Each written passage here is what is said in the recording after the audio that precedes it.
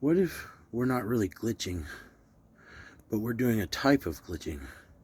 Because, like, what if all of this is inside God's mind?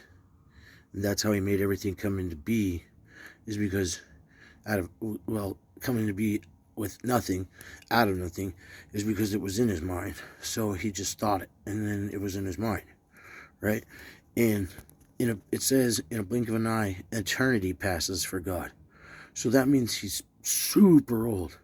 And everybody knows the older you get, the worse your brain gets.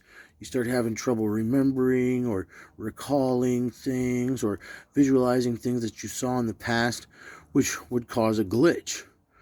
And I think that we are all inside of God's mind, and that the other planets that have been found that used to have life but are now desolate, those are all of his different science projects. Basically, that place came into existence in his mind. It lived its entire cycle, and then he was it revelation, revelationed it, like basically the end times. So he wiped out that whole planet, and then he started on another one.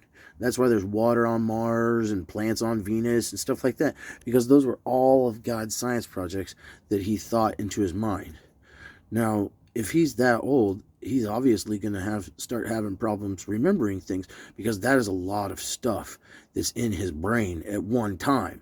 Like, he is making all of this happen at one time. So therefore, it would glitch. Planes get stuck in the air. People appear out of nowhere. It's because his brain is doing the same thing that every brain does, which is have problems because it's old. So maybe that's why everything's glitching, because it's just God's having a hard time recalling the information because there's so much inside of his head. I don't know. That's just what I think.